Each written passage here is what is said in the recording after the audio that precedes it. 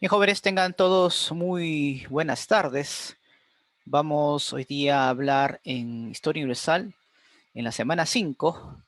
Vamos hoy día a hablar sobre lo que es el tema de las invasiones. Bueno, el tema de que hoy vamos a tocar es acerca de las invasiones bárbaras hasta el Imperio Carolingio. Muy bien, vamos entonces a iniciar el tema de hoy con respecto a quiénes eran estos bárbaros. Es importante mencionar, jóvenes, que los antiguos, los romanos, propiamente dicho, llamaban pues bárbaros a aquellos pueblos que no compartían sus costumbres, no hablaban su idioma y, y de hecho pues vivían fuera fuera del imperio. Entre los pueblos bárbaros, algunos de ellos que lograron tener contacto con los romanos, hablamos pues principalmente de los germanos. Dentro de los germanos tenemos pues a los teutones, como es el caso de los francos, sajones, anglos, a los vándalos, a los suevos, y tenemos a los godos, representados por los ostrogodos, los visigodos y los érulos. Estos pueblos germanos son los que van a lograr pues una serie de luchas, por así decirlo, contra Roma, pero muchos piensan pues que la invasión de los bárbaros germanos fueron los que permitieron el colapso del Imperio Romano. Roma ya estaba decayendo por sus propias contradicciones internas. Lo que van a hacer estas invasiones bárbaras es solamente acelerar el proceso de decadencia y destrucción del Imperio Romano de Occidente. ¿De acuerdo? Eso es algo también que es importante siempre mencionar. Ahora, em, pero también es importante resaltar a otros pueblos bárbaros, como es el caso de los eslavos, que son también pertenecientes, son parientes de los germanos.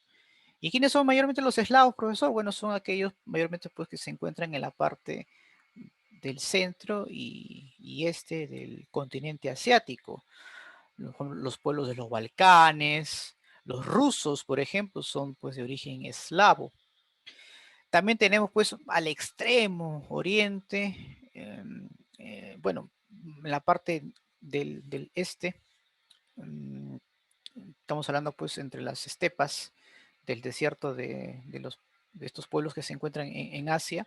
Tenemos a los tártaros mongoles, entre ellos pues tenemos a los hunos, que también pues fue un pueblo que constantemente atacó a los romanos con éxitos militares grandiosos. Su más grande líder pues ha sido Atila, a la cual pues los romanos lo llamaban el azote de Dios. Tenemos también a los búlgaros, a los avaros, alanos y húngaros. Tenemos a los semitas, mayormente porque se desarrollaron en toda la zona de la península arábiga. Hablamos pues de los árabes y los judíos.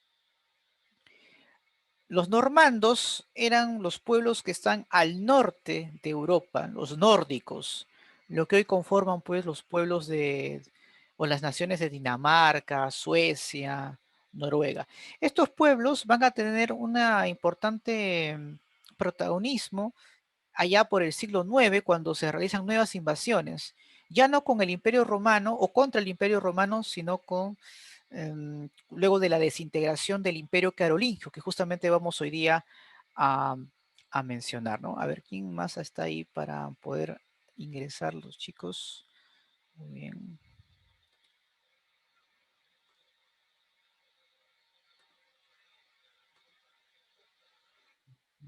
Ya está.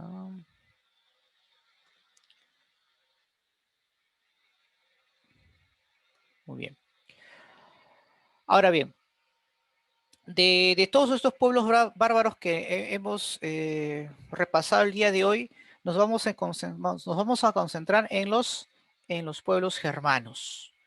Nos vamos a concentrar pues principalmente en, en los francos, en los sajones, en los anglos. Vamos a concentrarnos en los visigodos, los ostrogodos y los érulos, principalmente ellos. A ver, primero, ¿cuáles fueron las razones por la cual motivaron estas grandes migraciones hacia el corazón de Roma?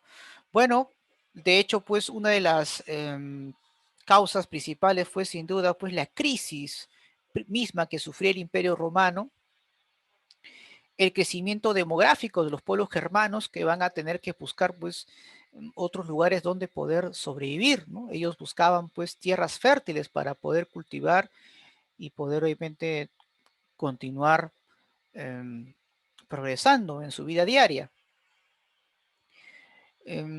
Hacia el siglo cuarto principalmente también hubo un cambio climático que generó pues que los pueblos germanos tengan la necesidad pues de buscar justamente estas tierras, ya que en los lugares donde ellos habitaban no tenían lo necesario para sobrevivir.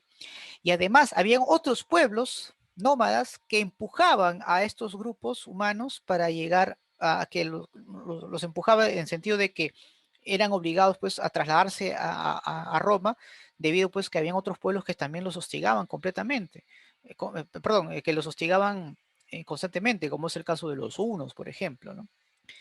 Entonces, muchos de estos pueblos germanos, repito, van a ver, pues, sin duda, una serie de razones por la cual se van a ver en la necesidad de invadir Roma. Ahora, otra cosa que también quede muy claro, jóvenes, las invasiones que se dieron, en primer lugar, fueron pacíficas. Los romanos, como parte obviamente de su política y como una manera pues de poder mantener la estructura del Estado romano, necesitaban pues sin duda personas que pudieran realizar algunas actividades que ellos consideraban conveniente.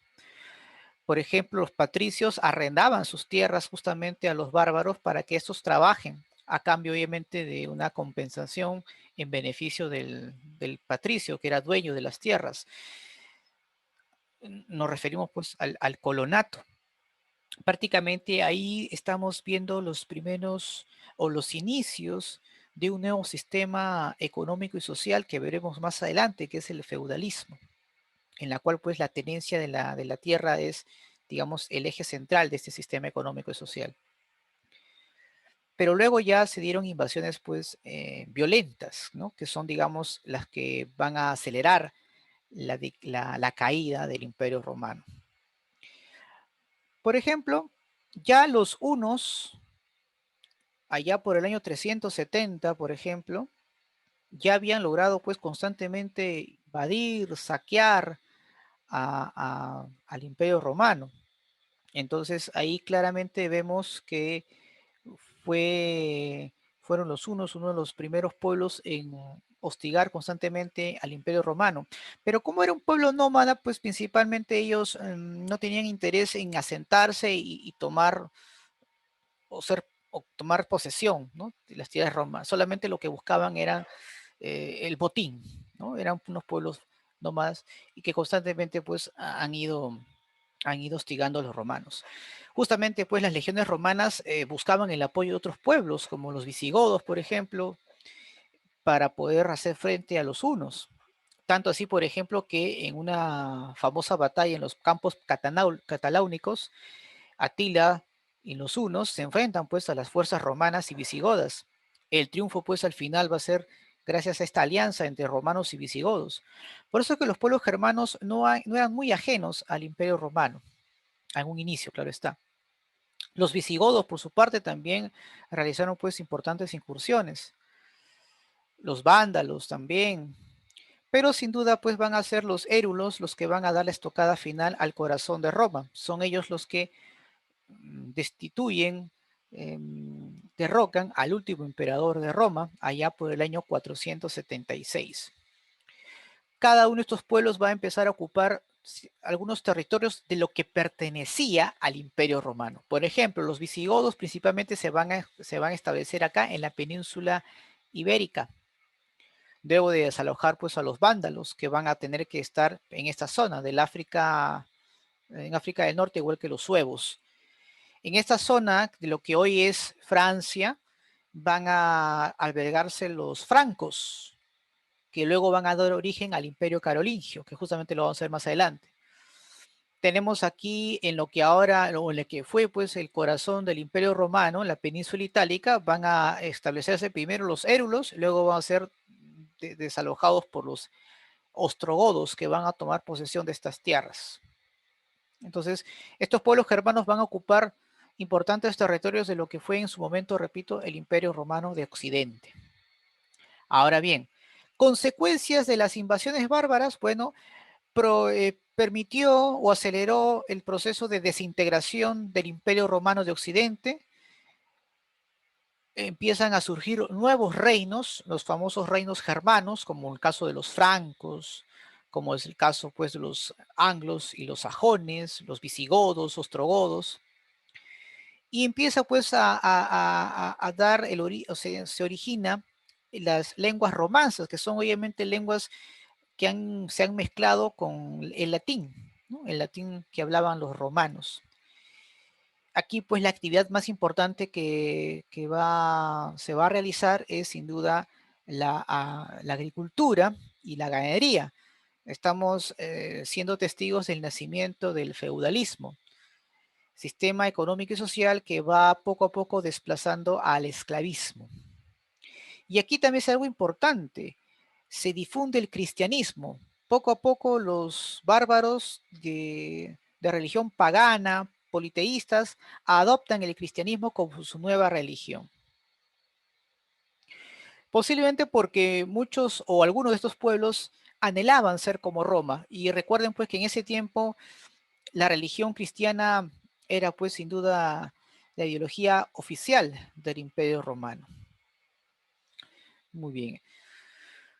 Ahora, em, entonces, eso es algo que es siempre tener en cuenta, ¿no?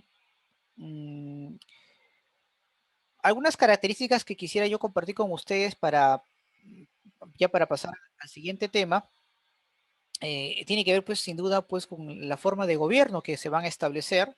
Estos pueblos germanos, pues, siguieron el derecho basado, pues, a sus usos y costumbres en muchos casos, y sin duda, pues, pero van a adoptar algunas también características políticas de la antigua Roma. Entonces, como consecuencia, pues, principal de las invasiones bárbaras, digamos, pues, que van a surgir nuevos reinos. Entre los que más van a destacar, por ejemplo, está sin duda, pues, el reino franco, que gracias a esta unidad política y adoptando la religión cristiana, van a formar un imperio que va a tratar de imitar a lo que fue Roma en su momento, ¿no? Hablamos de Roma occidental. He ahí pues donde surge el Imperio Carolingio, jóvenes, ¿no? Que ahora justamente vamos a mencionar aquí. Ahí está, ¿no? El Imperio Carolingio.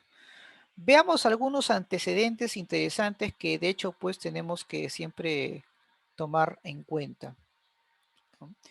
Entonces, para que no nos olvidemos, se establecen diversos reinos después de la caída de Roma. Está pues el reino visigodo que va a tomar la península ibérica, lo que es ahora España, el reino vándalo, que van a ocupar lo que está en la parte norte de África, el reino franco, todo en la zona pues de las Galias, que hoy es Francia, y el reino ostrogodo, que es la península itálica. Muy bien. Y bueno, los reinos germanos se van a basar pues en dos elementos fundamentales. Las tribus mismas que van a formar reinos con un gobierno fuerte de lo que fue el Imperio Romano Occidental, y la Iglesia Católica, o en este caso la Iglesia propiamente dicha, um, donde va a promover pues la unidad política de estos reinos. ¿De acuerdo? Muy bien.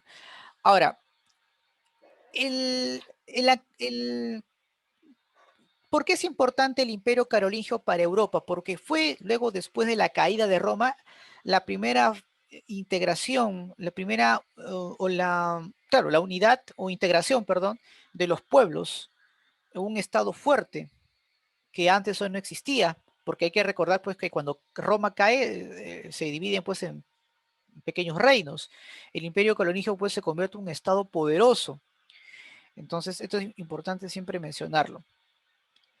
Ahora, ¿cómo esto se fue formando? Bueno, el origen lo encontramos pues, sin duda con la formación del reino franco, ¿de acuerdo? El reino franco obviamente hay que tomar siempre en cuenta lo siguiente. A mí dicen profesor, a Gustavo.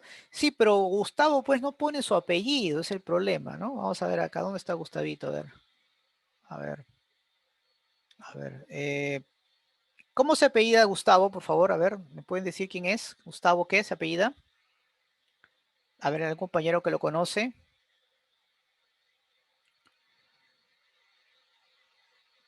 A ver, dígame, por favor, algún compañero que lo conoce.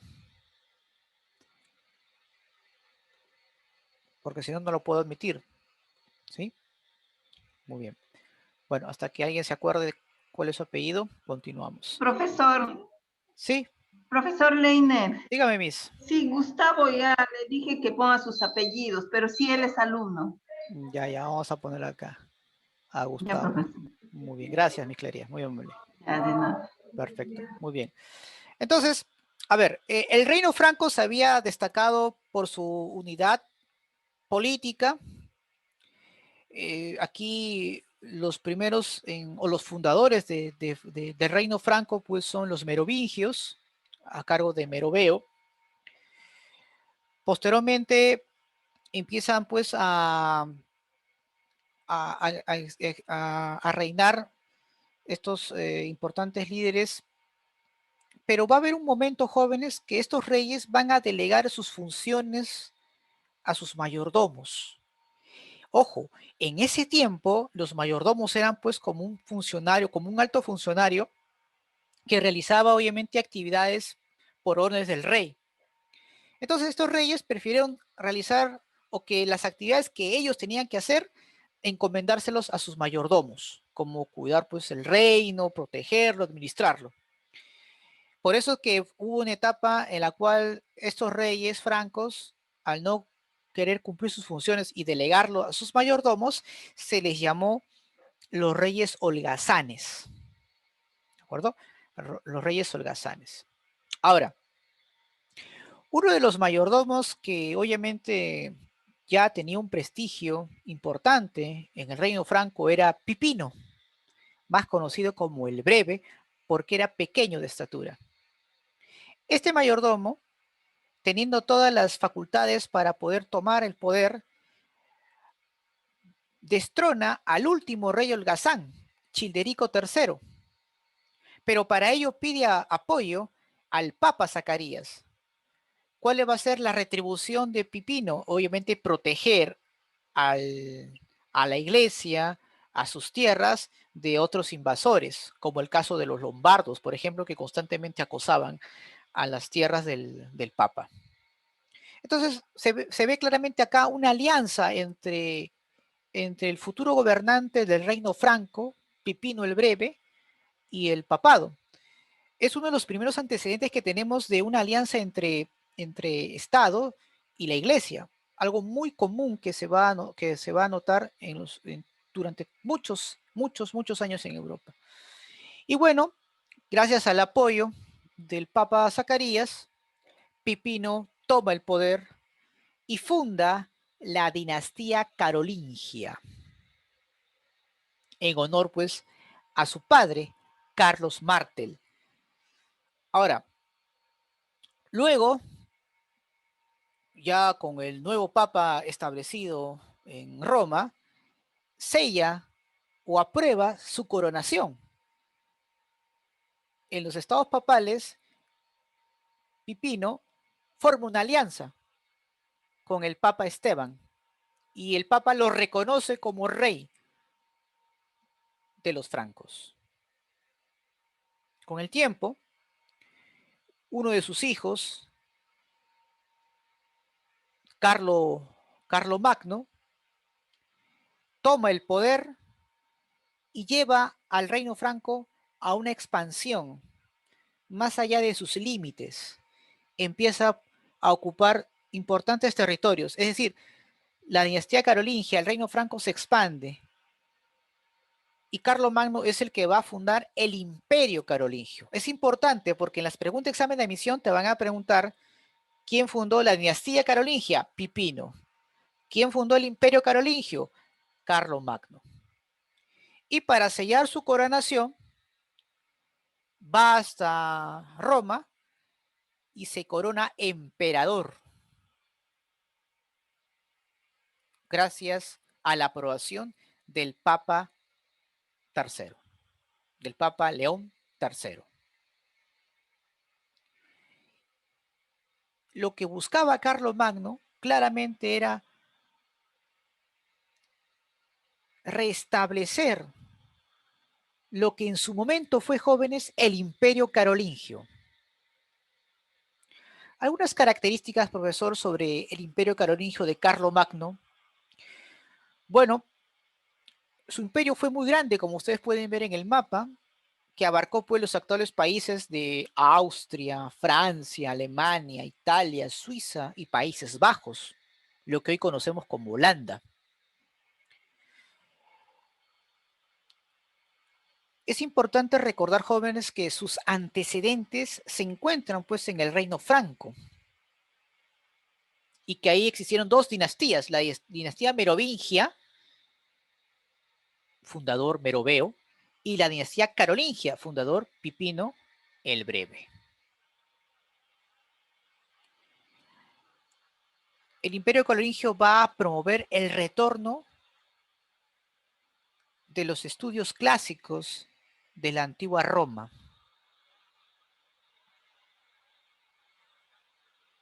Esto es fundamental y que no debemos, sin duda, olvidarnos. Muy bien. Como una forma de organizar su imperio, jóvenes, lo va a dividir jurisdiccionalmente en condados, que va a estar gobernado por un conde, que es como una especie de provincia del imperio, que va a tener una importante, el conde va a tener funciones importantes, jurídicas, judiciales, administrativas. Tenemos a los ducados, gobernados por un duque, que es el conjunto de varios condados. A aquellas provincias que limitan con otros pueblos se les va a llamar marcas y va a estar a cargo de un marqués. Es importante reconocer a estas formas de organización política, ya que los marqueses, los duques, los condes, con el tiempo, van a llegar a tener un poder incluso mayor que los reyes. Ahora, todos estos funcionarios estaban controlados, estaban supeditados, es cierto, estaban siempre bajo supervisión de los missi dominici, aquellos funcionarios que se encargaban de velar porque estas autoridades cumplan con, con lo que el emperador les había encomendado. Es decir, los missi dominici supervisaban a los condes, a los marqueses, a los duques. ¿De acuerdo? Eso también es importante mencionar. No olvidarnos entonces de los missi dominici. Y como siempre, pues hay una estrecha relación entre el Estado, que es el Imperio Carolingio, y la Iglesia. Había un dominici religioso y había un dominici laico, es decir, que representaba los intereses del Estado carolingio, del Imperio Carolingio. ¿De acuerdo? Eso es importante mencionar. Muy bien, jóvenes. Ahora, vamos a estudiar un poco sobre su organización social, su organización económica y algunas manifestaciones culturales para terminar esta parte. A ver. Bueno, claramente como clase dominante estaban pues los nobles, los que pertenecían o que eran parte de la corte del imperio, y también los altos mandos de la iglesia. Los nobles y los eclesiásticos estaban pues en una posición dominante. Por debajo estaban pues los campesinos, artesanos, comerciantes. Y en el último escalafón social tenemos pues a los siervos, que eran pues los que trabajaban en las tierras de sus nobles, de sus patrones. Estaban los siervos. Es decir, aquí prácticamente estaba ya desarrollándose este nuevo sistema económico social que iba a dominar el mundo por muchos, muchos siglos. Hablamos pues del feudalismo. Justamente pues la principal actividad en ese tiempo era pues la agricultura. Eran grandes parcelas cuyos propietarios lo aprovechaban, pero obviamente quienes cultivaban estas tierras eran pues sus campesinos, eran sus siervos, ¿no? Aquí pues se empieza a aplicar este sistema, ¿no? Una concesión de bienes a cambio de servicios. Es decir, yo soy dueño de la tierra, yo le doy mis tierras al campesino, la trabaja para mí, entonces a mí me ayuda a generar ingresos excedentes, productivos, y el campesino o el siervo, en este caso, no solamente recibe una parcela para su subsistencia, sino que además pues le va a permitir pues em, tener cierta protección por parte de este dueño de estas tierras que obviamente ah, está a su disposición. Entonces va a haber ese nexo, esa interacción, ¿no? Entre el propietario de la tierra y el que va a trabajar la tierra, a cambio de, de un pequeño, de una pequeña parcela o tierra en beneficio del campesino, ¿no? Concesión de bienes a cambio de servicios. Muy bien. En el ámbito cultural, jóvenes, el Imperio Carolingio sí procuró en promover la educación. A ver, tu audio podrías apagar, por favor. Muy bien. Diríamos, nuevamente repito, el Imperio Carolingio sí procuró, eh, por así decirlo, promovió la educación, pero una educación obviamente principalmente elitista. Por ejemplo, va a fundar la famosa escuela palatina, que era principalmente para los hijos y allegados de los altos funcionarios, de los nobles del imperio. Era un centro de estudio pues basado pues en el estudio de la ciencia, la literatura, etc. Era un lugar específico para las, los hijos de los nobles. Ahí pues iban a estudiar los futuros funcionarios del Imperio Carolingio. Tenemos acá la escuela conventual, que obviamente ahí estudiaban principalmente aquellos que se dedicaban a la vida religiosa, como es el caso de los monasterios y las catedrales. Los altos mandos de la iglesia tenían una educación o una formación muy importante en ese tiempo. Y ahí pues se les enseñaba las 7 artes liberales, divididos en trivium, como es la gramática, la retórica y la dialéctica, y el quadrivium, como es el caso de la aritmética, la música, la geometría y la astronomía. Profesor, ¿y el pueblo se educaba o no se educaba? Bueno, se le educaba, pero con una educación básica, sencilla.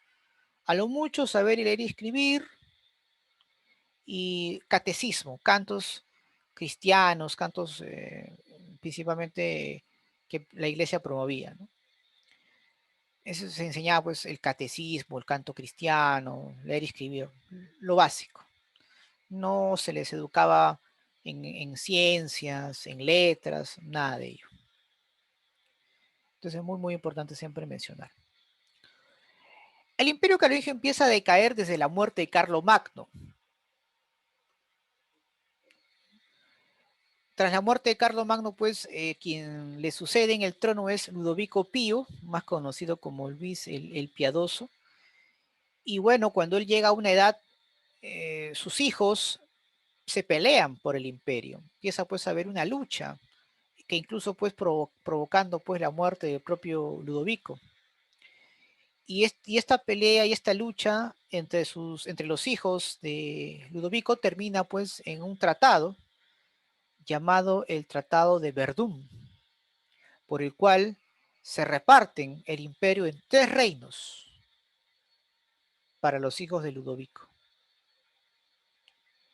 Ahora, estos reinos que se dividí,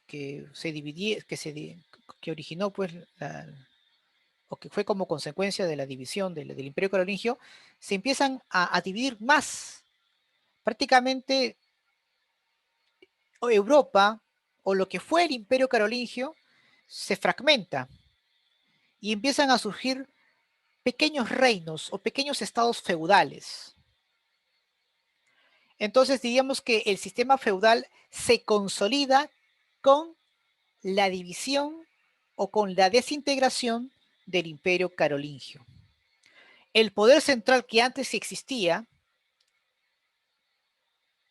se destruye y ahora los nuevos dueños de estas tierras, de estas parcelas, son los señores feudales, muchos de ellos descendientes de los condes, de los duques, de los marqueses. Prácticamente, pues, estos señores feudales tenían más poder, tenían más tierras que el propio rey. Ahora, muchos dirán, profesor, ¿y cómo esto ha ocurrido? ¿Cómo es que los reyes, los emperadores van a tener ahora menos tierras que los, que los señores feudales? Muy bien, vamos entonces a explicar un poco esta situación, ¿ya? Lo que ocurre es que ya incluso desde tiempos de Carlos Magno jóvenes, desde ese tiempo de Carlos Magno, como una manera pues de, de lealtad para que tú realices un trabajo en nombre del emperador, le otorgaba tierras. Entonces estas tierras obviamente eran para este funcionario y cuando obviamente deja su actividad, tenía que devolver esas tierras, ¿verdad? Ahora, pero luego van a existir un edicto llamado el edicto de Kirsey, como ustedes pueden ver acá. ¿En qué consiste el edicto de Kirsey? Consiste que ahora pues estas tierras ya no eran devueltas al imperio o al rey, sino que estas tierras iban a pasar a manos de los herederos de estos funcionarios, como es el caso de los marqueses, los condes, los duques. Ya los feudos se volvieron hereditarios. Y ya esto se está dando incluso en tiempos de Carlomagno. Muchos dirán, profesor, pero ¿por qué ofrecía tierras? Porque obviamente necesitaba su fidelidad de este funcionario. Y como una manera pues de promover esta fidelidad a estos funcionarios, pues era otorgándoles tierras. Pero con este dicto prácticamente estas tierras eran ya de posesión de ellos, ¿no? Y bueno, pues con el tiempo las luchas, las guerras que se van a dar entre los señores feudales permitió pues que el que tenga más poder, el que tenga más victorias, extienda más sus tierras y su dominio. Por lo que en toda Europa vamos a ver pues estados feudales grandes y estados feudales pequeños. Y por lo general pues siempre el señor feudal dominaba sobre otro porque tenía más tierras, ya que la relación es, tengo más tierras, tengo más poder. El edicto de Mersenne también permitió pues que el feudalismo también se consolide. ¿En qué consiste el edicto de Mersenne, profesor? Bueno, los campesinos libres ahora se les permite que estén bajo el amparo, bajo la protección de un señor feudal. Y por lo tanto, incrementa más su feudo gracias pues a la migración de muchos campesinos que para poder sobrevivir en esas tierras tienen que trabajar para su señor feudal. ¿Y por qué los campesinos mayormente se iban a estas tierras? Porque ya en el siglo IX ocurrieron nuevas invasiones, ya no de los germanos de tiempos de Roma, sino de otros grupos, como es el caso de los sarracenos, que provienen del Medio Oriente, o de los normandos, los vikingos, que obviamente constantemente hostigaban a las poblaciones y para que evitar ello, muchos campesinos pues tenían que acudir en, en, en, a estos señores feudales para que los protejan. El señor obviamente los hace, pero a cambio de concesiones, ¿no? Yo te protejo, te doy mis tierras, trabájala y me haces producir estas tierras para mí. Entonces, esa era la dinámica que se daba en ese tiempo, jóvenes. Entonces, 4 cosas que no debes olvidarte del Imperio Carolingio, jóvenes. Tratado de Verdún, Edicto de Quircey, la organización política del Imperio Carolingio y siempre diferenciar quién es el fundador del Imperio Carolingio y quién es el fundador del Imperio Carolingio, ¿no? Dinastía carolingia, Imperio Carolingio son 2 cosas distintas. ¿De acuerdo? Muy bien, chicos. ¿Preguntas, dudas hasta aquí, jóvenes, sobre el tema de hoy en Historia Universal?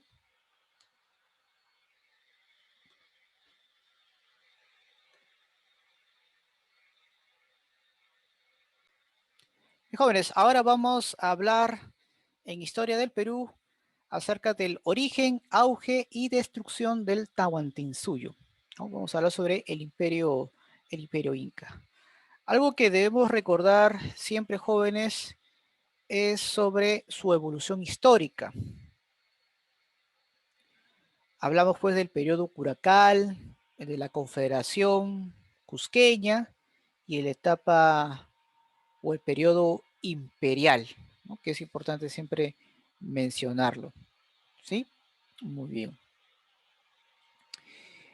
Ahora, ¿cómo así pues podemos entender este proceso histórico de los incas? Bueno, en el periodo curacal es importante mencionar pues que aquí se da la llegada de los primeros pueblos, la llegada de los primeros incas al Cusco, que en ese tiempo se llamaba Acamama. Es decir, los incas no son originarios del Perú, sino provienen del altiplano. Valdemar Espinosa habla acerca de los orígenes de los incas en su libro, que justamente quiero compartir con ustedes. Según Valdemar Espinosa, jóvenes, la migración de los ayllus de la cultura puquina ante la invasión pues, de los pueblos aymaras, deciden obviamente desplazarse hacia esta zona, ¿no? Un ratito quiero ver acá. Vamos a ver acá un ratito, a ver, con mi puntero láser, ¿ya? Para que, ya. Estos habitantes eran los llamados Taipicala, y habían 2 facciones muy importantes, los Urin Taipicala, que eran los que defendían el culto, sus asuntos eran pues religiosos netamente, y estaba el Hanan Taipicala, que se dedicaba pues a los asuntos administrativo y militar. Este pueblo obviamente fue invadido por los aymaras y tuvieron que refugiarse. En un primer momento se refugiaron aquí, cerca a las orillas del lago Titicaca, que en ese tiempo se llamó Laguna Puquinacocha, y luego se trasladaron pues hacia el valle de Urubamba, ¿no? Hacia el Cusco. Eso, y ahí pues obviamente se dio el origen. Profesor, ¿y por qué llaman periodo curacal? Porque obviamente era un periodo donde los pueblos, el pueblo inca pues estaba, eran, eran recién llegados, se habían formado pues pueblos o curacazgos que estaba a cargo pues, de un curaca, ¿no? De un líder, como es el caso pues del legendario Manco Cápac, por ejemplo. Entonces, esto es importante siempre mencionar, ¿no? Es más, Valdemar Espinosa es muy, por así decirlo, muy preciso en decir quién fue pues este líder religioso que va a llevar a estos grupos de sobrevivientes, en primer lugar, hacia el lago Puquinacocha y luego a las cercanías del Cusco, ¿no? Apotambo. Apotambo pues era el jefe, el líder del Urin Taipicala, y él había llevado a su gente junto con algunos sobrevivientes del Hanan Taipicala, ya que el líder Hanan Taipicala había fallecido con la invasión aymara. El hijo de Apotambo, Manco Cápac, ya de adulto, inicia un ataque hacia el valle de Acamama y toma posesión de este lugar. Y a partir de ahí pues se da origen a la dinastía inca.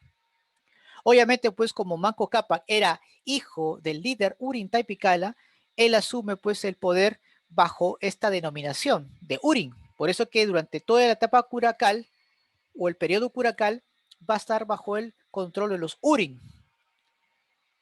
Urim Cusco. ¿Qué significa Urim, profesor? Bajo Cusco.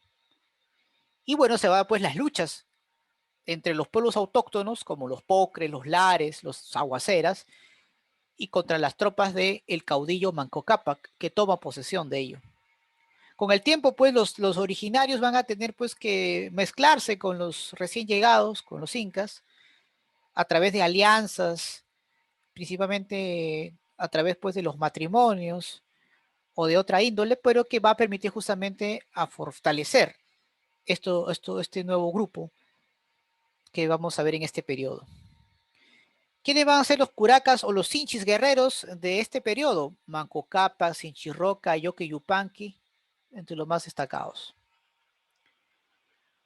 Con el paso del tiempo, jóvenes, con el paso del tiempo, ¿de acuerdo? Eran tiempos donde era una temporada donde el clima y otros factores hacían la vida muy complicada en ese tiempo. Entonces, estábamos hablando más o menos en tiempos del intermedio tardío, donde los factores climáticos ocasionaban pues que las personas no obtuvieran los recursos necesarios para alimentarse, y de hecho pues van a haber pues guerras entre pueblos por la posesión de estos recursos. Por esa razón, estas sociedades van a empezar a formar alianzas. Era pues la etapa de la confederación. Nace pues la Confederación Huanca, la Confederación Chanca, la Confederación Cusqueña, y el organizador de esta confederación, jóvenes, es nada más y nada menos que Inca Roca. Inca Roca. Fue justamente el Inca Roca quien establece pues la diarquía, ¿no? Un Inca religioso y un Inca militar. Ahora,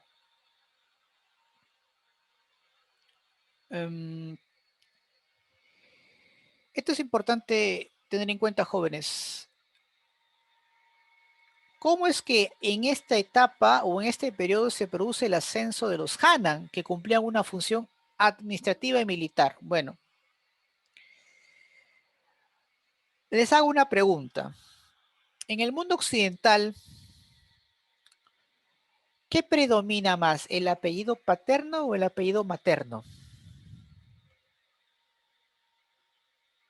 ¿Qué dicen ustedes? A ver. El apellido paterno. El apellido paterno, ¿verdad? Muy bien. En el mundo andino no es así. Si bien es cierto, no hablamos de apellidos como tal,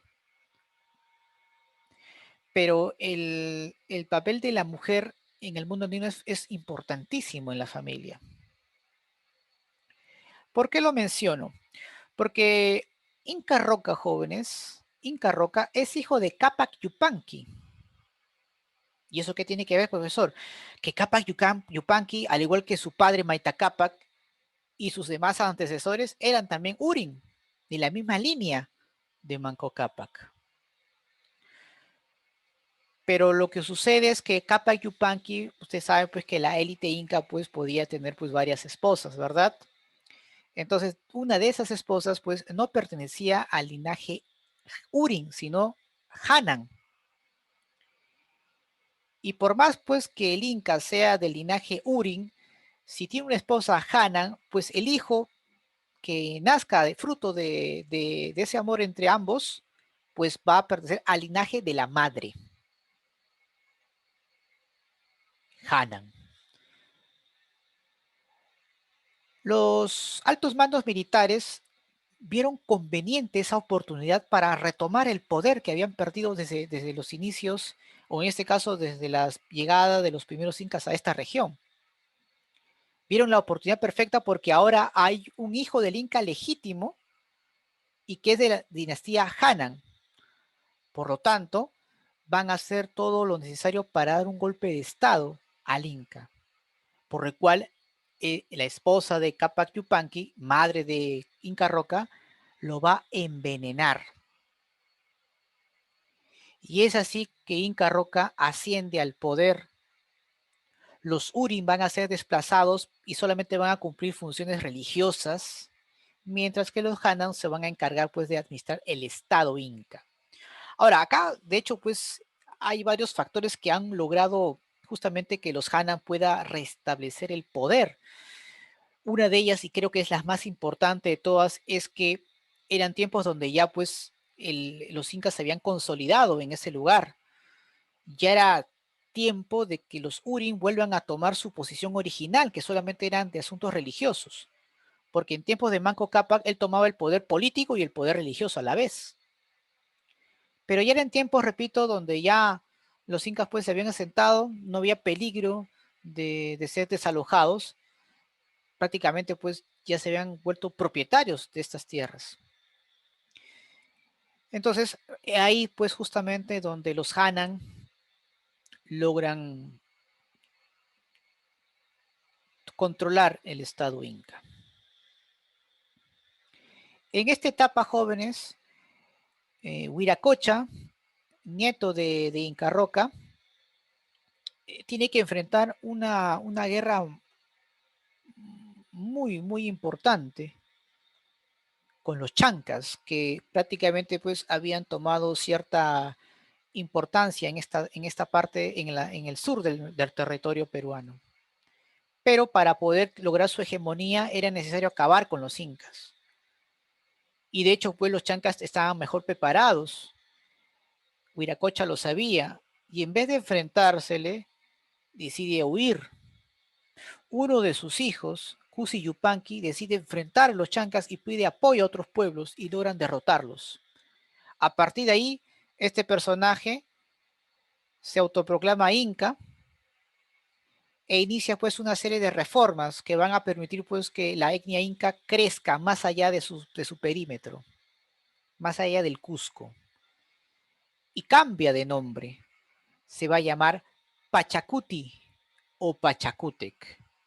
Y con él se inicia el periodo imperial. Pachacútec será, pues, jóvenes, el primer inca histórico que vamos a tener, que por el cual pues va a lograr su expansión.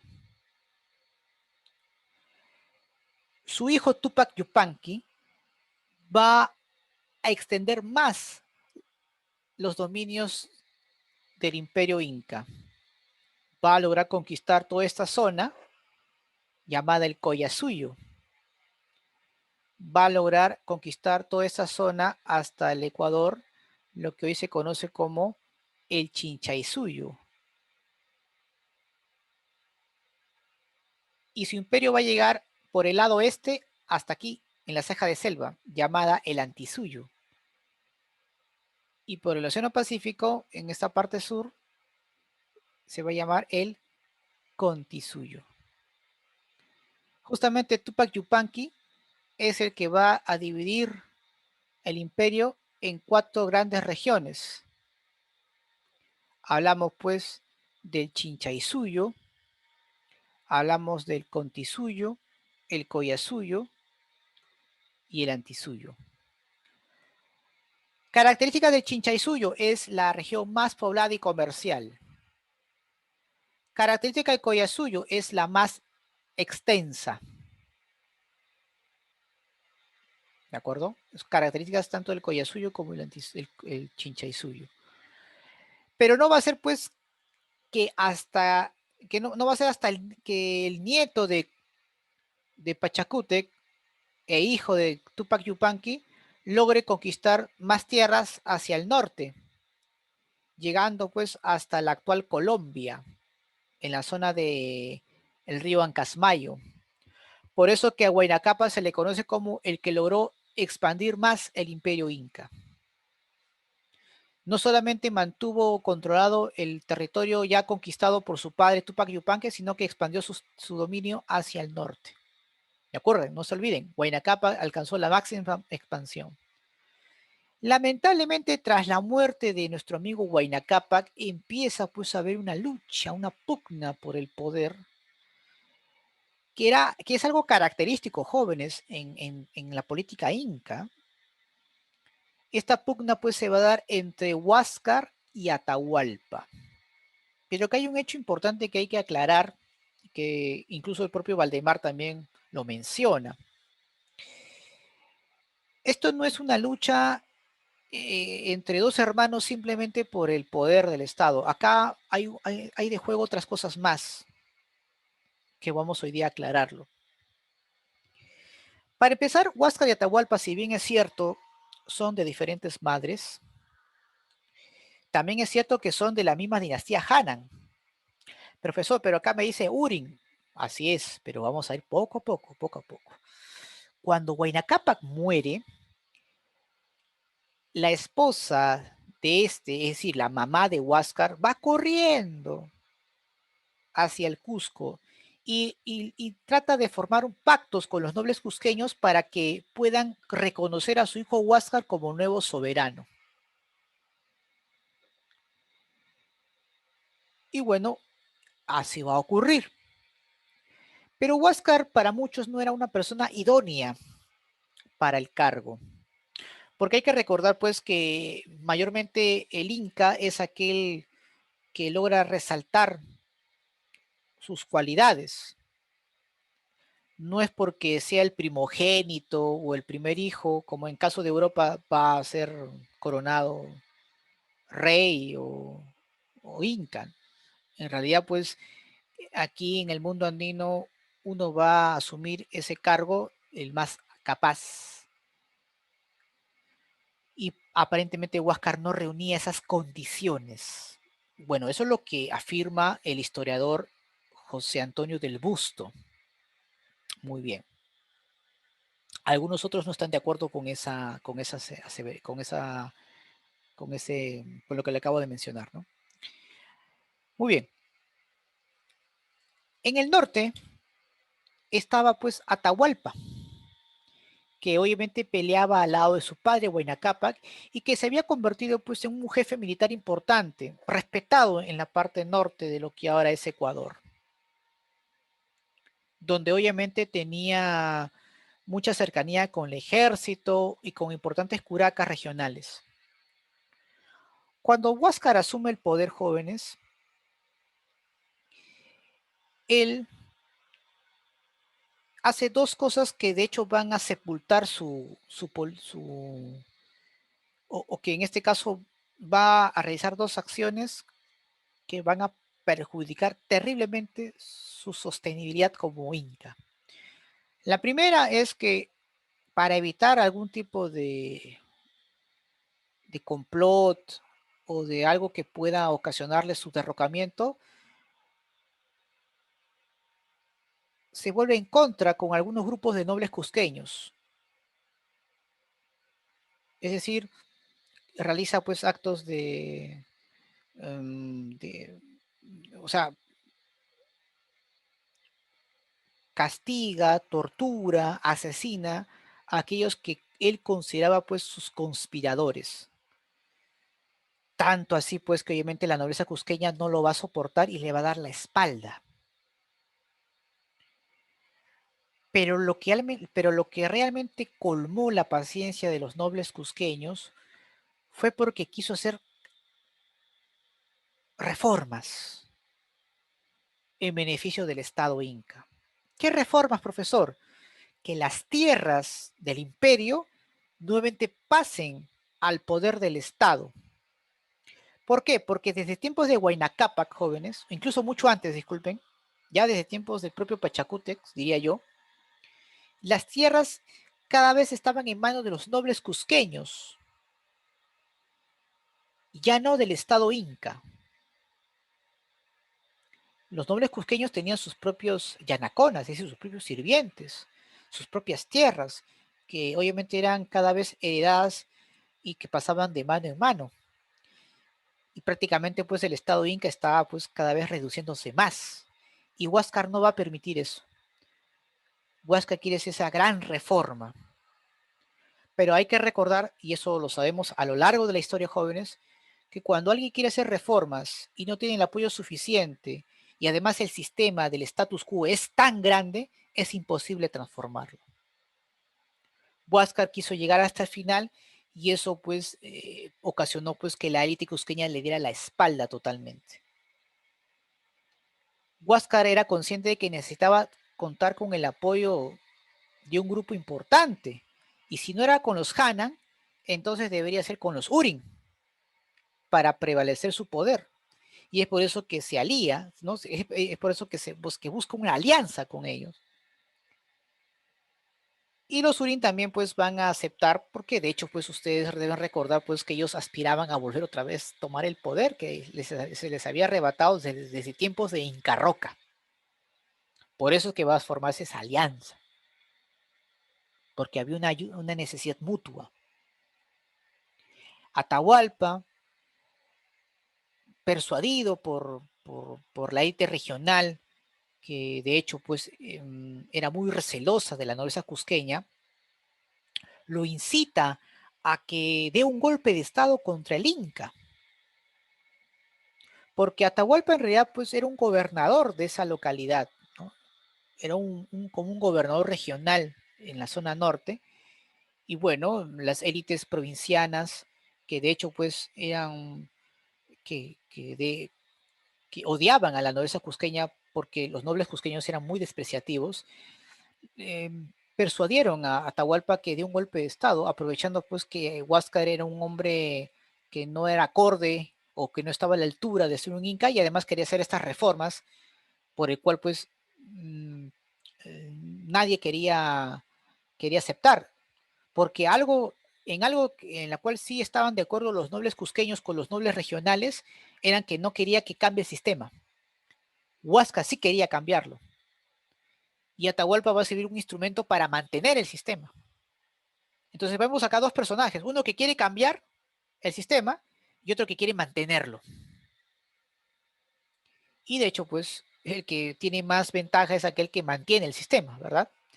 Y va a recibir, pues, un importante apoyo. Eso también va a provocar que el ejército inca se divide en dos grupos, en dos bandos. Muy bien. Y bueno, se produce pues esta lucha entre Huáscar y Atahualpa. Huáscar es derrotado, luego ejecutado por su hermano Atahualpa.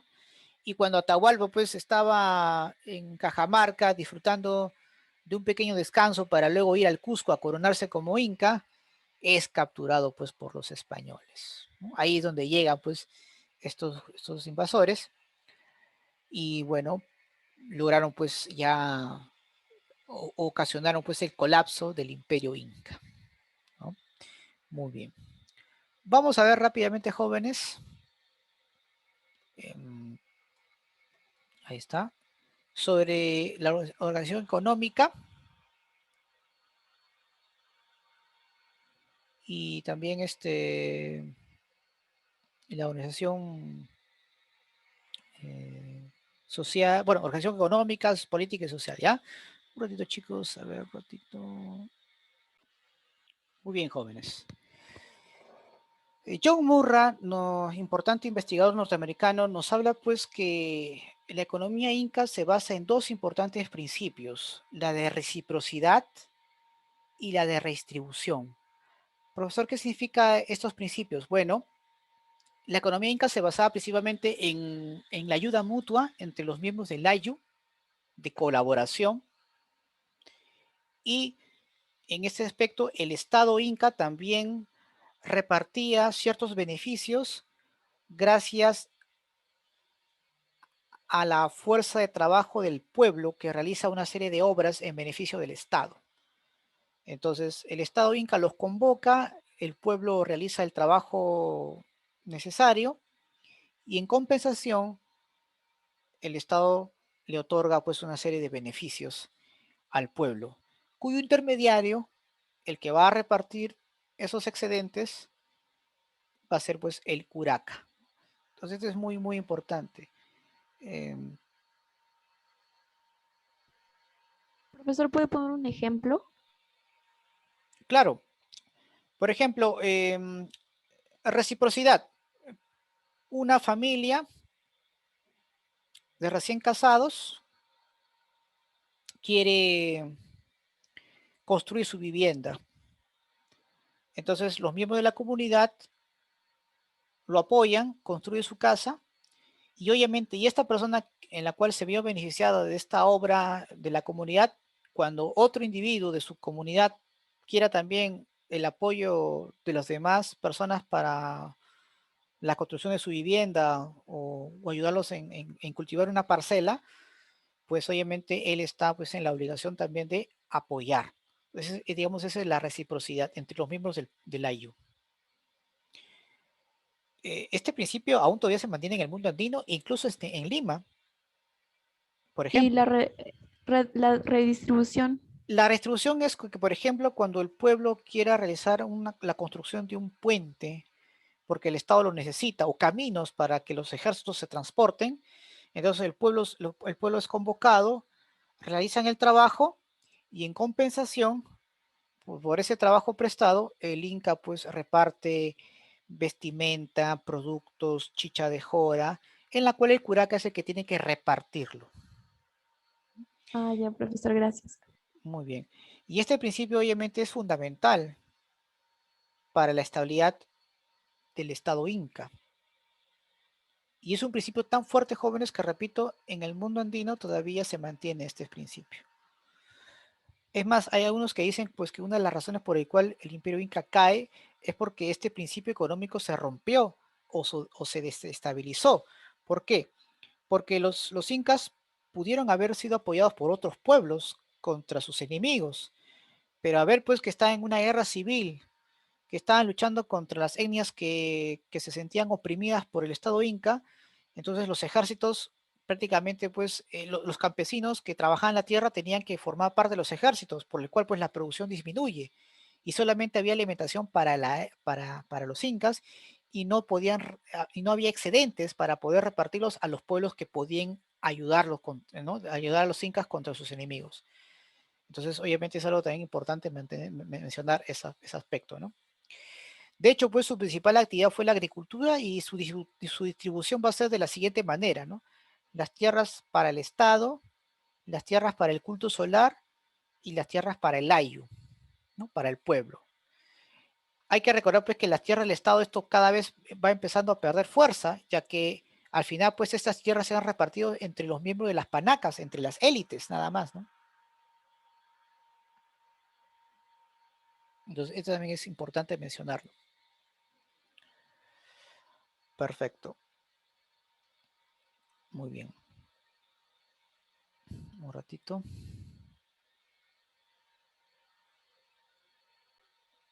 Muy bien. Aquí pues se va a emplear importantes instrumentos de labranza como la chequitaquia, importantes también, sin duda, técnicas de cultivo como los andenes y sabemos pues que los principales productos que se va a distribuir pues es sin duda el maíz, la papa, la hoja de coca, en fin.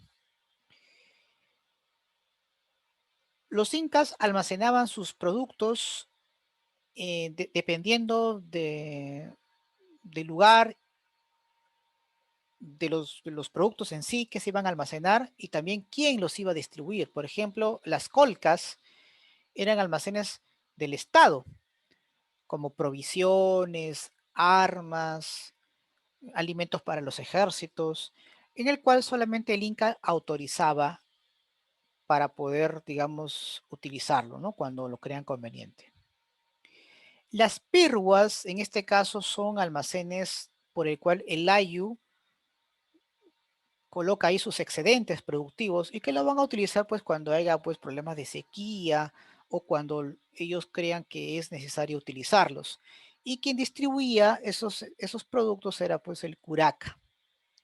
Y por último tenemos a los tambos, que eran los almacenes albergue, es decir, acá se le colocaban productos, alimentos, incluso había un lugar donde podían reposar, pero no eran para los viajeros, ni para la población propiamente dicha, sino eran para los ejércitos y para los chasquis, que ellos eran los que recorrían pues los territorios del imperio. en la cual pues cumplían diversas funciones. Las formas de trabajo por el cual el Estado utilizaba al pueblo, o también llamadas formas de explotación, está pues el laini, que es el trabajo recíproco entre los miembros del layu, que esto se refleja pues en el principio de reciprocidad. Tenemos a la minca, que era el trabajo colectivo, el beneficio de la comunidad y por el cual pues el Estado los premiaba.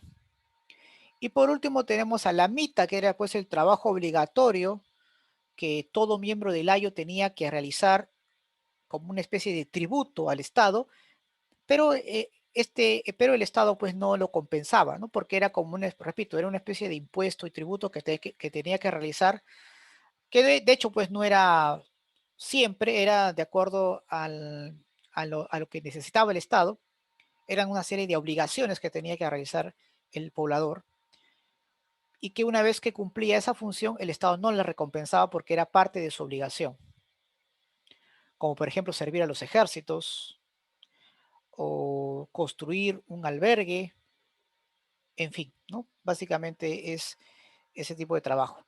Hay uno más que también quería compartir con ustedes, que era el trabajo de prevención en caso de desastres naturales, por ejemplo. Los incas también eran muy precavidos y realizaban trabajos justamente para prevenir algún tipo de desastre natural, ¿no? Terremotos, inundaciones, etcétera. A ese tipo de trabajo se llama la chunca, ¿no? Que es un trabajo, repito, mayormente preventivo. ¿De acuerdo? Muy bien. Vamos a ver rápidamente acá, chicos. Ahí está. Organización social, política y aportes culturales, profesor. Ahí está, rápidamente hoy día vamos a desarrollar rápidamente. Bueno, vamos a hacerlo esto muy bien, ¿ya? Para que no exista algún tipo de problemas o de confusiones. Bueno, claramente pues la sociedad inca era estratificada, había una clase dominante, otra dominada, era una sociedad esclavista, pero hablamos de un esclavismo pues muy particular en el mundo andino, ¿no? No similar o no confundirnos con el esclavismo que hubo en Europa, ¿no? Como el caso de Roma, ¿no? Es un esclavismo muy autóctono nuestro, en la cual pues muchos de estos esclavos pertenecían al Estado y además pues trabajaban en los campos agrícolas o en las plantaciones de hojas de coca, ¿no? A ver, a la cabeza encontramos pues a la élite cusqueña, principalmente pues a la panaca real. Profe, ¿qué es panaca? Es familia, ¿no? Familia de un linaje. Acá pues está conformada por el Inca y su familia, ¿no? La Coya, que es la esposa principal, el Lauqui, el futuro gobernante, y los Piwichuris, ¿no? Que son los demás hijos de los incas. Ahí también está pues la Ñusta, que es la hija soltera del Inca. Debajo de la familia o de la panaca real está la nobleza, que a la vez se divide pues en nobleza de sangre y nobleza de privilegio, ¿no? La nobleza de sangre es la élite cusqueña, jóvenes, integrado pues por las otras panacas, es decir, los demás parientes del Inca, que de hecho todos ellos van a ocupar altos cargos en la burocracia estatal. La nobleza de privilegio se divide en dos secciones, jóvenes, la de nobleza territorial y la nobleza por recompensa. ¿Quiénes son, profesor, la nobleza de privilegio territorial? Bueno, son aquellos nobles o curacas de provincias que se han sometido pacíficamente al dominio inca. En cambio, la nobleza de privilegio por recompensa son aquellos altos mandos militares o personas naturales, por así decirlo, que hayan cumplido una acción heroica en beneficio del Estado. Imagínense pues un alto mando del ejército inca que haya conquistado enormes tierras en beneficio del Estado inca, entonces era recompensado por esas hazañas que había obviamente realizado. Pero eso sí, en ningún caso la nobleza de privilegio se mezclaba con la nobleza de sangre, estaba completamente prohibido. Y siempre pues la nobleza cusqueña siempre menospreciaba a la nobleza de privilegio. Por eso que los curacas regionales siempre vivían resentidos porque siempre los marginaban eran siempre desplazados, ¿no? Constantemente, menospreciados, por así decirlo. En la clase dominada tenemos a los Hatun Runas, que era el poblador común, eran pues mayormente campesinos encargados pues de realizar los trabajos establecidos por el Estado Inca. Los mitimaes o mitmacunas jóvenes son los colonos que obviamente no pagan tributos porque su función es trasladarse a lugares alejados para poder obviamente realizar una serie de actividades que el Estado Inca les había encomendado. Pero también habían colonos que los llevaban fuera del imperio como castigo para las plantaciones de hoja de coca. Pero mayormente pues Mitimaes o Mitvacuna es el colono, ¿no? Muchos colonos pues se van pues lejos, incluso o cerca al imperio para poder desarrollar una actividad eh, por orden del Inca. Por ejemplo, cuando un pueblo se negaba pues a ser sometido por el ejército Inca, entonces, ¿qué hacían? A ese pueblo los desalojaban y los llevaba a otro lugar, fuera de sus tierras. Y ahí colocaban a los colonos en ese lugar para que puedan obviamente mantener la política inca, ¿no? Para que puedan tener presencia en ese sector. Tenemos también a los yanaconas, que son una especie de sirvientes en beneficio de la nobleza cusqueña principalmente. Y por último tenemos a los piñas, o también llamados los pinacunas, que son pues mayormente prisioneros de guerra que se los va a llevar a sembrar hoja de coca en la ceja de selva, ¿no? Principalmente. Entonces, estos digamos son los las características más importantes, jóvenes, de la organización social inca. Por ahí también se dice que las acyahuasis, perdón, las acyas también son una especie de esclavas, ¿no? Las mujeres escogidas, porque obviamente pues eran utilizadas como instrumentos, como objetos también, ¿no? Eso también es importante mencionarlo. En cuanto a la organización política, jóvenes, les había dicho pues que con Inca Roca se instaura la diarquía, ¿no? Un Inca militar y un Inca religioso. Pero para distinguir del Inca militar al Inca religioso, tiene que haber un solo Inca, que es el que va a dirigir el Estado, que por lo general pues es el Inca militar, ¿no? El Inca que va a administrar el Estado. Muy bien, a ese Inca, o también llamado el único señor, es el Zapa Inca. Justamente Zapa Inca significa el único señor. Al costado de Zapa Inca estaba el Auqui, el futuro gobernante del imperio, que de hecho pues era el más destacado de sus hijos. El Willac Uma, jóvenes, es el sumo sacerdote, es el Inca religioso. Debajo del Zapa Inca estaba el Consejo Imperial, llamado Camachic, integrada por un Suyuyuc Apu. Hay que recordar pues que ellos gobernaban cada región del Tahuantinsuyo.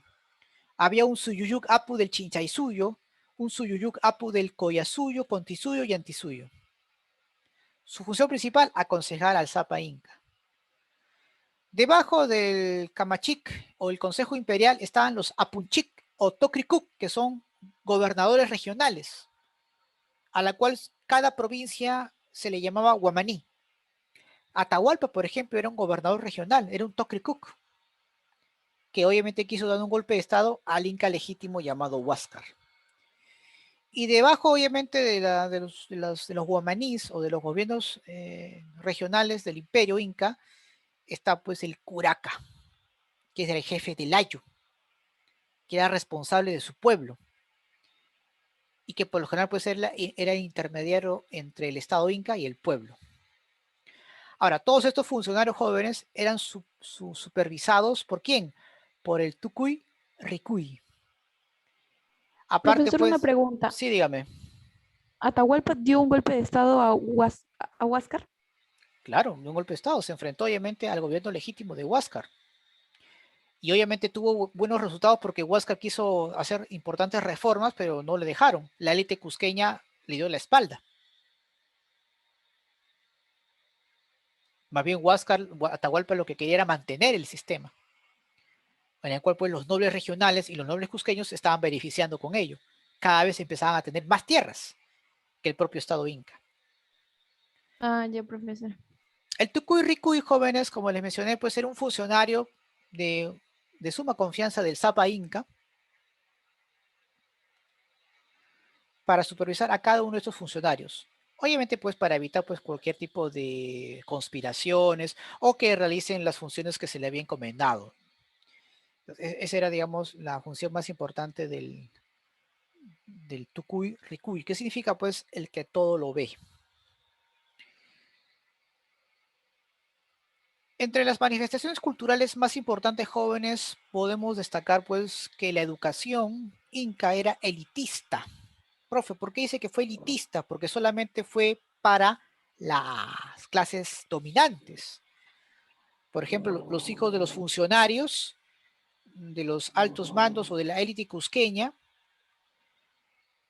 estudiaban pues en el Yachayhuasi, y ahí se les enseñaba pues el idioma, la religión, el empleo de los quipus para aquellos que van a ser pues los famosos, los futuros quipu camayocs, que era pues tratar de descifrar estos tipos de códigos que tenían para registrar. Se van a ir pues a la actividad militar, por lo general pues van a ser los altos mandos militares que van a estar siempre adelante de los ejércitos, y quienes les enseñaban esas artes, estas ciencias, era pues el amauta, el amauta. En cuanto a cerámica, jóvenes, diríamos pues que no fue nada extraordinario. Hay que recordar pues que muchas cosas que hicieron los incas fue de imitación de otras culturas anteriores, así que en ese aspecto no hay problema. Pero sí es importante destacar su aríbalo, o también llamado urpu, ¿no? Así se le conoce también a este tipo de vasija, que es netamente inca. También pues destacan los queros de madera, pero hay que recordar pues que los queros no eran pues propios de los incas, sino ya pues ya se veía eso en la cultura tiahuanaco, en la cultura wari, ¿verdad? En cuanto a arquitectura, sí eran muy buenos, herederos pues de la cultura chavín, han hecho pues grandes obras arquitectónicas y se caracterizaban básicamente por su solidez, por su sencillez y por su simetría, jóvenes. Aquí pues destaca la piedra, ¿no? Era un arte megalítico impresionante, Machu Picchu, Sacsayhuamán, etc. En cuanto a las matemáticas, podemos destacar pues sin duda los quipus, que era un sistema de nudos para el uso de numeración decimal, es decir, eran registros básicamente, y que solamente podían ser descifrados por los quipu camayocs. Hoy se sabe pues que habían distintos tipos de registros y también distintos tipos de niveles de quipu camayocs, en la cual pues cada nudo y cada color tenía un significado, por lo cual pues es muy difícil descifrarlo. Las yupanas jóvenes eran usados para realizar una serie de operaciones matemáticas mediante el uso pues de semillas en este tablero. Un parecido pues como una calculadora, ¿no? Algo parecido.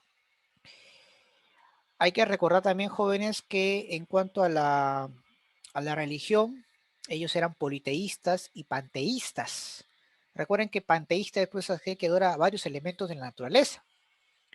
Ellos adoraban pues al lago, a los cerros, al mar, al río. Sus principales deidades pues era el dios Inti, el dios Sol, Huiracocha, Illapa, dios del rayo, diosa de la luna, que es Quilla. Tenemos también pues a Pachacamac. Y bueno, ellos ellos siempre tenían una cosmovisión andina de la realidad. Ellos creían pues en el mundo de los dioses llamado el Hanan Pacha, el Kai Pacha, el mundo presente, el mundo terrenal, y el Uku Pacha, que era pues el mundo de los muertos. He ahí pues la importancia que ellos tienen en la momificación también, por el cual pues los familiares del difunto tienen la obligación de preservar su memoria, obviamente realizando esta ceremonia, ¿no? De dar ofrendas a las momias, a la cual pues se llamaban malquis, Por eso que para el mundo andino la familia fue lo más importante, jóvenes, porque es la familia la que te va a permitir recordarte en el presente, a pesar que tú ya hayas dejado de existir. Bien, chicos, preguntas, dudas, inquietudes hasta aquí sobre el tema de hoy.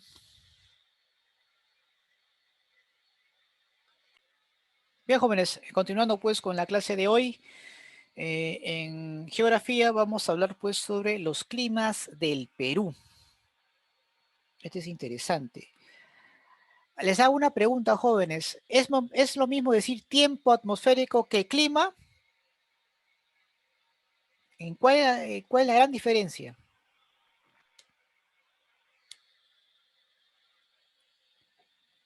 Vamos a poner acá un ejemplo. Son actualmente las 4:33.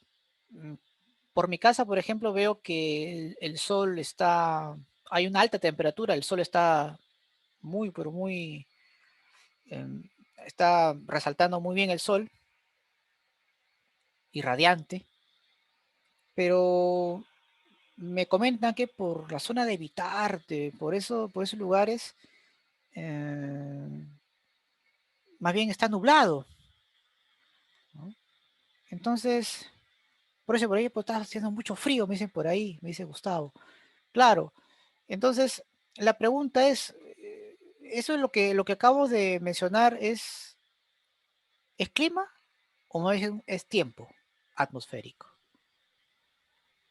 Porque ¿Clima? a ¿Clima? veces a veces Clima. tenemos una confusión, ¿ah? Claro, muchos pensamos que es clima, ¿verdad? Pero miren, el tiempo atmosférico, jóvenes, em, es aquella condición misma cambiante em, y que de hecho es predecible en cortos periodos, que puede ser pues por horas, por días o por semanas. En cambio, el clima es aquella condición de la atmósfera permanente. Claro, también es predecible, pero los cambios que se producen, jóvenes, se dan en largos periodos de tiempo, aproximadamente cada 30 años. Por eso que su característica importante del clima es, por eso pues no puede ser pronosticable. Cuando viene pues acá la persona pues a decir de que mañana va a llover, más tarde va a haber sol, eso no es clima, sino es tiempo. Por eso que cuando vienen esos programas dice el hombre del tiempo, claro, porque está hablando del tiempo atmosférico, que puede variar constantemente por horas o por días. Pero el clima no. El clima empieza a variar pues en un periodo largo todavía. Eso es importante tomar en cuenta. Ahora bien, entonces, profesor, clima es aquel promedio estadístico de tiempo atmosférico que se va a identificar en un periodo largo entre 25 a 30 años. Es correcto. Ahora bien,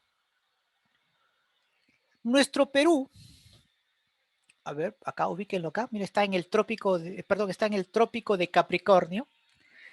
Nuestro Perú, por su ubicación geográfica, debería tener un clima tropical, es decir, bastante lluvia, mucha humedad y con una temperatura pues impresionante. Pero van a haber algunos factores que van a impedir que eso ocurra. Eso lo vamos a ver justamente más adelante.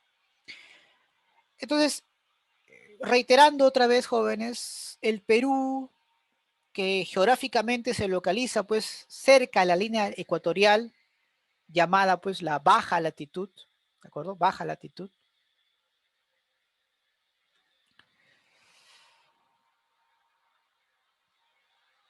Debería pues, repito, tener un clima tropical en todo el territorio peruano, con abundantes lluvias durante el verano y un periodo pues de lluvias escasas durante el invierno. Pero obviamente eso no es así. Tenemos pues una serie de climas en nuestro territorio, en la costa, en los Andes y en la Amazonía. ¿Qué factores, profesor? Dígame usted que hacen de que tengamos una diversidad climática. Bueno, en primer lugar, pues la presencia de la cordillera de los Andes, la corriente peruana, la corriente del Niño, el anticiclón del Pacífico Sur, hace pues que el Perú tenga una diversidad climática envidiable. El problema está pues que con el calentamiento global, esta variedad de climas pueden provocar pues serios daños en nuestro territorio. Antes de hablar sobre los factores del clima, jóvenes, voy a destacar algunos elementos que tenemos que estudiar, como por ejemplo la temperatura. Acá está, ¿no? La temperatura. Profesor, ¿qué es la temperatura? Pues es el grado pues, de calor o frío de la atmósfera. Justamente la temperatura nos ayuda porque es un indicador pues, del grado del calentamiento del aire. Recuerdo pues que a mayor calentamiento del aire, mayor pues será nuestra temperatura y viceversa. Lo interesante es, jóvenes, que la temperatura disminuye gradualmente con la altitud. Repito, la temperatura disminuye gradualmente con la altitud. Pregunta, jóvenes, ¿con qué instrumento se mide la temperatura? A ver, ¿quién me responde? El termómetro. Un Un termómetro. termómetro. El termómetro, muy bien. Qué bueno que sepas con qué instrumento se mide la temperatura. El termómetro, perfecto. La humedad. ¿Qué es la humedad, profesor? Es la cantidad pues de vapor de agua suspendida en la atmósfera.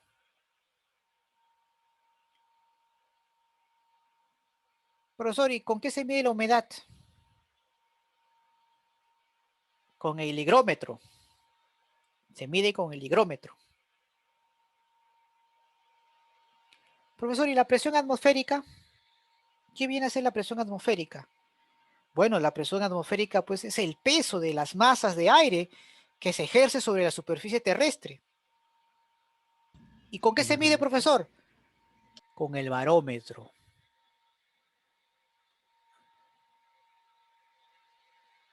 Por ahí dice, profe, con el medidor de agua, me dicen por ahí. No seas malo. No, en realidad, pues ahí es importante mencionar pues cada uno de esos instrumentos porque nos pueden preguntar, ¿ah? Que hay mucha atención ahí. Profesor, ¿y qué es la nubosidad? Que también veo ahí que es un elemento también importante del clima. Bueno, la nubosidad pues se desarrolla producto pues de la condensación del agua. ¿Y con qué se mide, profesor? Ah, se mide con el nefoscopio. Se mide con el nefoscopio.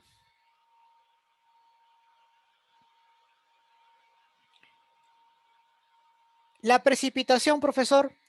Bueno, la precipitación es pues el retorno del agua en forma líquida,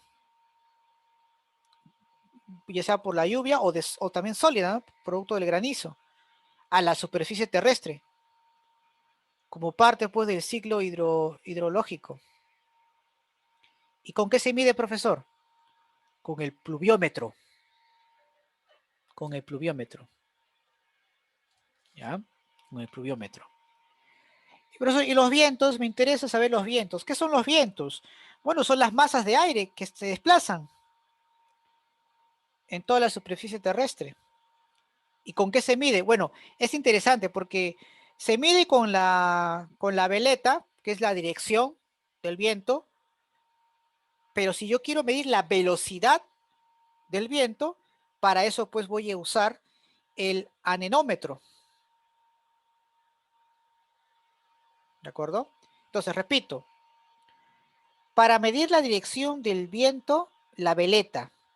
Para medir la velocidad del viento, ¿qué uso? Anemómetro. Muy bien. El anemómetro. ¿De acuerdo? Perfecto. Perfecto. Ahora sí, vamos pues a lo que realmente también nos importa, que es los factores que modifican nuestra variedad de clima. ¿De acuerdo? Vamos hoy día justamente a mencionarlo. A ver, un ratito por acá. A ver, muy bien. Bueno, es importante mencionar pues que existen algunos elementos interesantes que hay que siempre tomar en cuenta. Por ejemplo, la baja latitud, ¿no? Hay que recordar pues que la latitud, pues por supuesto, influye en nuestra modificación de la temperatura que va pues desde el Ecuador hacia los polos. Esto pues en ocasiones provoca pues una serie de precipitaciones, intensas lluvias, humedad, calor.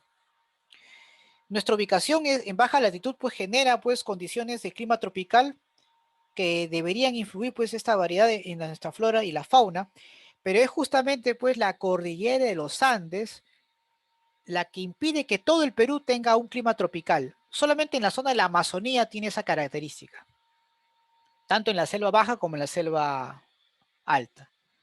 ¿Por qué, profesor, la cordillera es un factor determinante en la cual tengamos una variedad de climas? Bueno, hay que saber, pues, o hay que entender que la zona andina eh, va teniendo ciertos cambios de nuestro clima, dependiendo obviamente de la altitud con respecto al nivel del mar, y que obviamente influye en mayor o menor calentamiento del aire, por el cual pues va a permitir su regulación de nuestra temperatura. Es decir, las temperaturas disminuyen a medida pues que aumenta la altitud. Por ejemplo, en la región costa o chala, como tenemos una altitud de nivel del mar entre 0 a 200 metros sobre el nivel del mar, digamos, vemos pues un clima que puede variar de acuerdo obviamente a la ubicación que tenemos, ¿no? En la costa central es semitropical, por lo tanto hay ausencia de lluvias, es un suelo mayormente desértico, pero si nos vamos pues a los 3500 sobre el nivel del mar, por ejemplo, zona Quechua, ahí pues el clima va disminuyendo un poco más, es una zona templada, un clima templado, perdón. Pero si nos vamos a los 4500 metros sobre el nivel del mar, ¿el clima cómo es? Muy helado. Vayamos, por ejemplo, a Ticlio, a Puno, donde la altitud es, eh, es alta, ¿no? Aumenta, perdón, y vemos pues que el clima es muy, muy helado. Entonces, la cordillera permite justamente por la altitud, por la altitud en referencia al nivel del mar, puede haber pues una diversidad climática. Puede ser clima templado, puede ser clima gélido, templado frío, templado frío extremo, etc. Las corrientes marinas jóvenes también influyen, sobre todo en nuestra costa. Las corrientes marinas, en su constante circulación, influyen sobre el clima costero. Por ejemplo, en la costa peruana, no tiene pues condiciones tropicales propias de su ubicación, sino pues más bien tiene condiciones de temperatura moderada, ¿no? Y una pronunciada escasez de precipitaciones y de suelo desértico. Y te voy a poner un ejemplo. Dígame la última vez que en Lima ha habido precipitaciones, ha llovido. ¿Hace cuánto tiempo que no llueve? Hace tiempo, ¿no? Ni recuerdas. Claro, porque acá hay escasez de precipitaciones, salvo pues el fenómeno del niño costero que tuvimos el año pasado, donde pues claro, obviamente ocasionó esa anomalía. Entonces, gracias a la corriente marina, principalmente pues la corriente peruana, eh, hay escasez de lluvias. Eso es importante siempre recordar, ¿no? Sobre todo en la costa sobre todo en la costa central y en la costa sur. En la costa norte, por la presencia de la corriente del Niño, sí, obviamente, en ocasiones, de manera estacional, sí hay presencia de lluvias, pero no es muy intenso como lo puede haber pues en los Andes o en la Amazonía, donde sí pues ahí viene con trueno y todo, ¿no? Entonces eso es importante siempre mencionarlo. Ahora, por ahí creo que hay una pregunta, me dicen por acá. Profe, ¿qué es el fenómeno del niño? Bueno, el fenómeno del niño es interesante porque en ocasiones, cuando la corriente peruana pues se desplaza junto con los vientos alisios y chocan en Piura con la corriente del Niño, a veces pues estos vientos alisios se debilitan y como hay un aumento de temperatura, sobre todo entre los meses de enero, de diciembre y enero, sobre todo en esta parte del territorio, entonces la corriente del Niño, la corriente peruana no impone su fuerza sobre la corriente del Niño, entonces empieza a haber pues una serie de aumento de la temperatura en la atmósfera. Y eso va a producir pues una serie de alteraciones en diferentes partes, ¿no? Entonces, eso también es importante. Ahora, profe, ¿por qué le llaman este fenómeno del niño? Bueno, porque justamente, pues, este fenómeno aparece entre finales de diciembre e inicios de enero, ¿no? Entonces, ese, digamos, es algo importante, ¿no? Por eso dicen fenómeno de niño, ¿no? Muy bien. Ahora dice, profe, fenómeno de la niña. ¿Qué es el fenómeno de la niña? Dice por ahí. Bueno, de hecho, pues es un término que se contrapone a todo lo que el fenómeno del niño realiza. Se desarrolla pues cuando la fase positiva se da o se alcanza pues niveles significativos y que se prolonga pues por varios meses por, por el evitamiento pues de la corriente contraecuatorial. Es decir pues que las aguas cálidas provienen pues de las costas asiáticas y afectan poco las aguas del Pacífico Sur, ¿no? Ahora, muchos dicen, profesor, pero el fenómeno del niño tiene causa de desastre. Es cierto, pero también tiene lados positivos y lados negativos, ¿no? Cuando nos toca hablar de repente sobre el mar peruano o un tema similar, ahí podemos dar mayor referencia a ese aspecto. Pero es importante siempre mencionar, pues, ¿no? ¿Qué es el fenómeno del niño, de la niña, etcétera, ¿no? Yo creo que eso es importante siempre tenerlo presente, ¿no? Muy bien. Pero obviamente el fenómeno del niño no es cíclico, puede venir, de hecho es constante, pero en el sentido de que puede ir pues, de acá a 3, 4 años, 5, 6 años, pero algo que sí debemos siempre tener en cuenta es que el niño puede venir en diferentes niveles de intensidad, puede ser leve, moderado o intenso. Eso también hay que tomar siempre en cuenta. Hay que siempre tomar en cuenta y con las precauciones necesarias, ¿no? Las precauciones necesarias. Muy bien.